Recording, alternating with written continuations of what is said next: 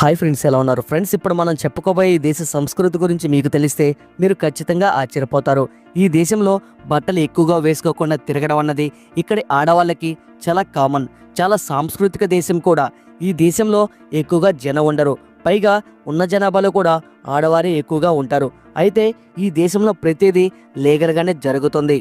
ఈ దేశంలో ఆడవాళ్ళు వాళ్ళకి ఏ పని అవసరం ఉన్నా ఎటువంటి ఇబ్బంది లేకుండా ఆ దేశంలో ఉండే మగవారిని వారు వారి ఇంటికి పిలుచుకుంటారు. ఈ దేశం ఈ ప్రపంచంలోనే ఉండే దేశాలతో పోల్చుకుంటే అత్యంత అందమైన దేశం కూడా. అందుకే ఈ దేశానికి ఎక్కువగా పర్యాటకులు వస్తూ ఉంటారు. అవును, మీరు విన్నది నిజమే. అయితే మనం ఇప్పటి వరకు మాట్లాడుకున్న ఈ దేశం పేరు న్యూజిలాండ్. ఈ దేశంలో ఉన్న అద్భుతమైన వింతలు, విశేషాల గురించి మనం ఇప్పుడు ఈ వీడియోలో తెలుసుకునే ప్రయత్నం అయితే చేద్దాం. కాబట్టి ఈ వీడియో చాలా ఇంట్రెస్టింగ్గా ఉండబోతుంది.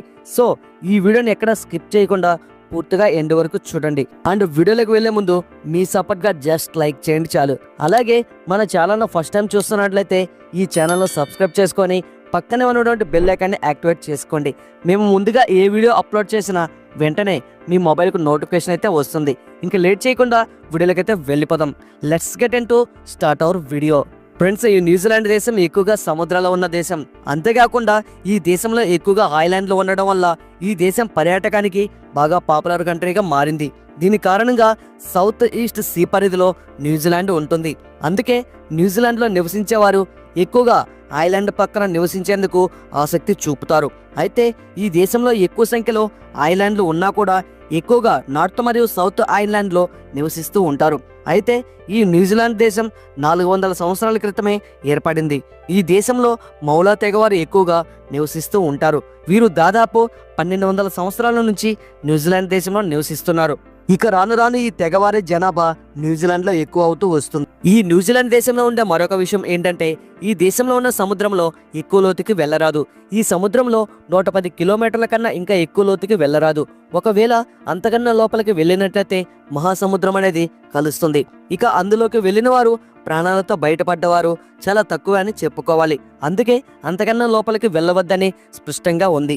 మామూలుగా సరస్సులన్నీ బ్లూ కలర్లోనే మనకి ఎక్కువగా కనిపిస్తాయి. సరస్సు అంటే మనకి బ్లూ కలరే గుర్తుకు వస్తుంది. కానీ న్యూజిలాండ్లో ఉండే ఒక సరస్సు మాత్రం గ్రీన్ కలర్లో ఉంటుంది. అవును, మీరు విన్నది నిజమే. సరస్సు గ్రీన్ కలర్లో ఉండడం ఏంటి అని అనుకుంటున్నారా? అవును, ఈ సరస్సు గ్రీన్ కలర్లో ఉంటుంది. ఇక్కడ ఈ సరస్సును దేవీబాత్ అని పిలుస్తారు. ఈ న్యూజిలాండ్ దేశంలో వటాలవ అనే ప్రాంతం ఉంటుంది. ఈ ప్రాంతంలో ఉండే ఒక ఫెన్సింగ్ కి ఆడవాళ్ళు తమ బ్రాలని ఆ ఫెన్సింగ్ కట్టి ఫోటోలు దిగుతారు. న్యూజిలాండ్ ప్రజలని కవీలు అని పిలుస్తారు. ఇక్కడ కవి అనేది న్యూజిలాండ్ యొక్క జాతీయ పక్షి. ఈ పక్షి చూడడానికి చాలా అందంగా ఉంటుంది. ఈ దేశంలో చాలా తక్కువ జనాభా ఉంటారు. అంటే కేవలం 51 లక్షల జనాభా మాత్రమే ఉంటారు. ఇందులో కూడా ఆడవారి సంఖ్య ఎక్కువ. న్యూజిలాండ్ మొదట్లో 2,68 కిలోమీటర్ల విస్తీర్ణంలోనే ఉంది. ఈ దేశ కరెన్సీని న్యూజిలాండ్ డాలర్గా పిలుస్తారు. ఒక న్యూజిలాండ్ డాలర్ మన భారత్ కరెన్సీలో 53 రూపాయలతో సమానం. ఈ దేశంలో మనుషుల కన్నా ఎక్కువగా గొర్రెలు కనిపిస్తూ ఉంటాయి. వారు నగరాల్లో సంచరించరు. కానీ మీరు న్యూజిలాండ్లోని అందమైన ఏరియాల్లో చాలా రకాల గొర్రెల్ని చూడవచ్చు. న్యూజిలాండ్లో చాలా రకాల గొర్రె జాతులు ఉన్నాయి.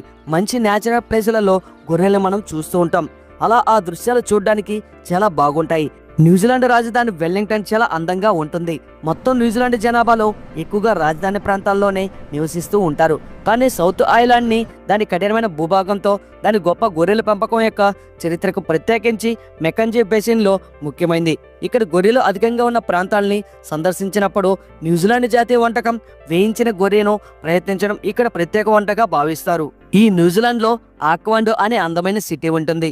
ఇక్కడ ఆడవారు ఆడవారిని, మగవారు మగవారిని పెళ్లి చేసుకోవచ్చు. ఇలా ఇక్కడ ఒక చట్టం కూడా ఉంది. ఈ దేశంలో అబ్బాయిలకు 16 సంవత్సరాలు, అమ్మాయిలకు 14 సంవత్సరాల వయసు వచ్చిందంటే పెళ్లి చేసుకోవచ్చు. ఈ న్యూజిలాండ్ దేశం ఎంత అందమైన దేశం అంటే దాదాపు న్యూజిలాండ్ ప్రభుత్వానికి 1600 కోట్ల రూపాయలు టూరిజం ద్వారానే వస్తుందని. అంటే ఇక్కడ టూరిజం అనేది ఎంత ఇంపార్టెంట్ అనేది మనం చూడొచ్చు. ఏ దేశంలో అయినా ఒక భాష మాత్రమే మాట్లాడతారు. కానీ ఈ దేశంలో 3 భాషలు మాట్లాడతారు.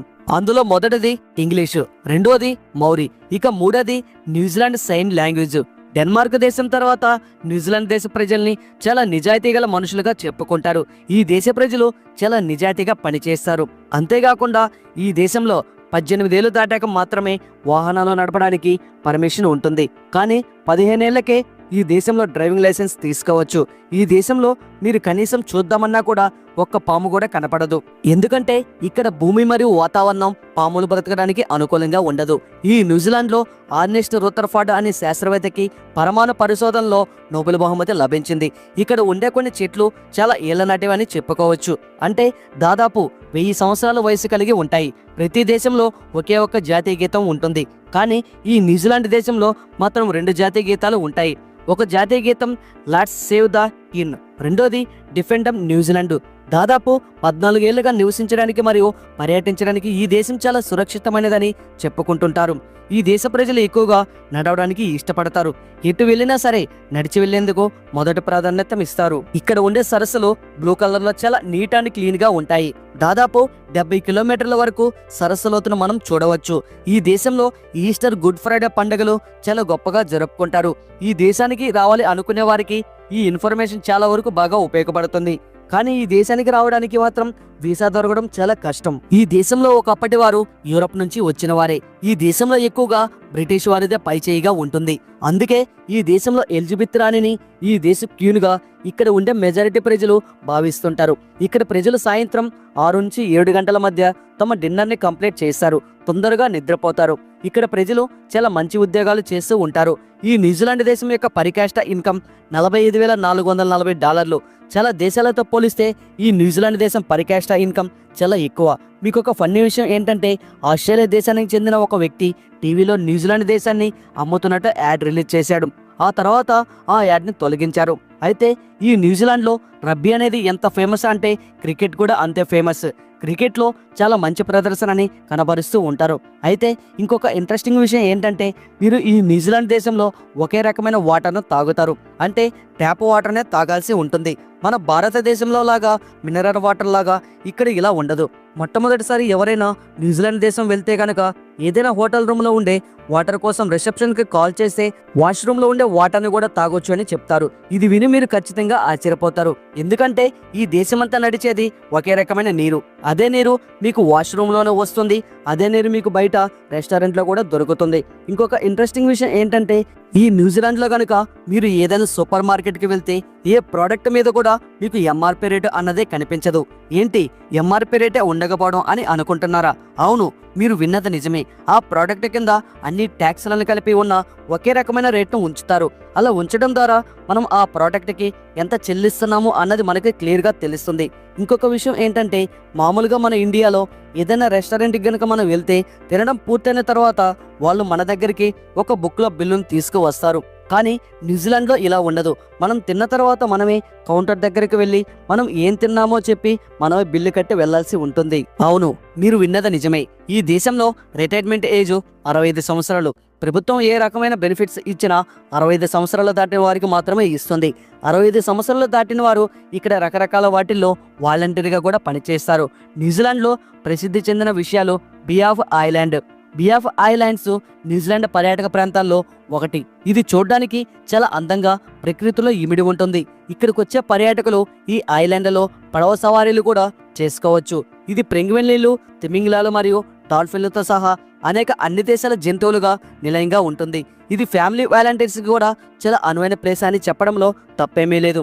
ఇక్కడ సముద్ర జీవులతో పాటు బే ఆఫ్ ఐలాండ్స్ దాని చుట్టూ ఉన్న న్యూజిలాండ్లో ఉన్న బెస్ట్ టూరిస్ట్ ప్లేస్లోగా టాప్గా ఉంటుంది.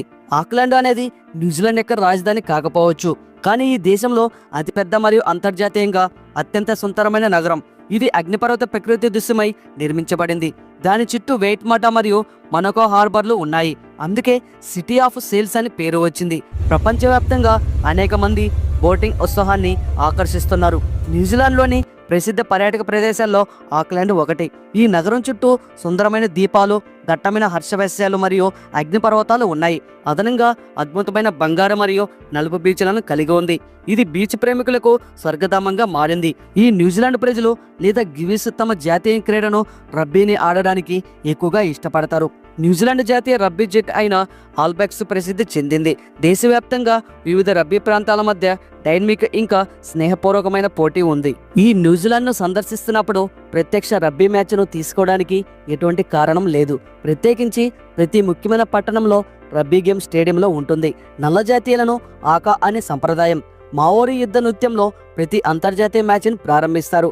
న్యూజిలాండ్లో ఇటువంటి సాంస్కృతిక సాంప్రదాయాల్ని జీవితంలో ఒక్కసారైనా తప్పక మిస్ చేయకుండా చూడని అనుభవం. ఇది ఫ్రెండ్స్ ఇవాల్టి వీడియో.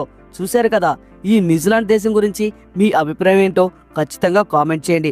అలాగే మన ఛానల్ని ఫస్ట్ టైం చూస్తున్నట్లయితే మన ఛానల్ని ఇప్పుడే సబ్స్క్రైబ్ చేసుకొని ఈ వీడియోకి మీ సపోర్ట్గా జస్ట్ లైక్ చేయండి చాలు. మేము పెట్టే ఏ వీడియోనైనా మీ మొబైల్కి ఖచ్చితంగా నోటిఫికేషన్ రూపంలో అయితే వస్తుంది. Thanks for watching. నెక్స్ట్ వీడియోలో మళ్ళీ కలుసుకుందాం. జై హింద్.